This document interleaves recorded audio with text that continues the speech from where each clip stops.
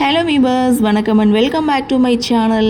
வந்தாச்சு புதிய கதைக்களத்துக்கான ப்ரோமோ, அதாவது வீரா சீரியலுடைய அடுத்த அத்தியாயத்துக்கான ப்ரோமோ வந்தாச்சு.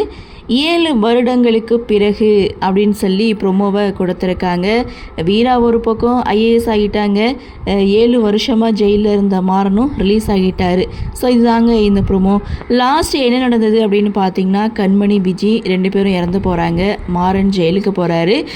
வீரா மாறன் கிட்ட சொல்கிறது, போதும்டா, உன்னால் இந்த குடும்பம் அனுபவிச்சது போதும், இனிமேல் இந்த குடும்பத்துக்கு உனக்கு எந்த ஒரு சம்மந்தமும் கிடையாதுன்னு சொல்லிட்டாங்க. இதுதாங்க லாஸ்ட் சீசன்.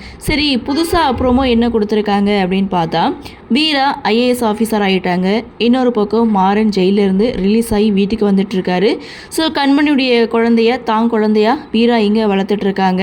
இங்கே மாறன் வீட்டுக்கு வராரு. மாறன் வந்ததை பார்த்து வீரா பயங்கரமாக கோவப்பட்டு, இந்த குடும்பத்துக்கு உனக்கு எந்த ஒரு சம்மந்தமும் கிடையாது, வெளியில் போ அப்படின்னு மாறனை வீட்டை விட்டு வெளியில் அனுப்பிட்டாங்க.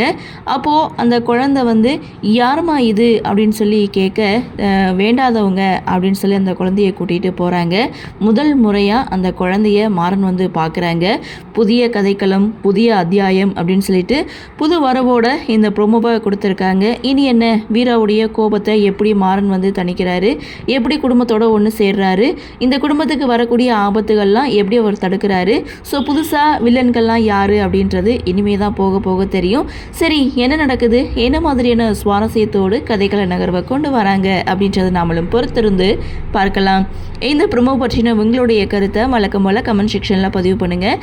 இந்த வீடியோ உங்களுக்கு பிடிச்சிருந்தால் லைக் பண்ணுங்கள், ஷேர் பண்ணுங்கள், மறக்காமல் நம்ம சேனலை சப்ஸ்கிரைப் பண்ணிக்கிறீங்கன்னு சொல்லி இந்த வீடியோவிலிருந்து விடைபெறுகிறேன். நன்றி, வணக்கம்.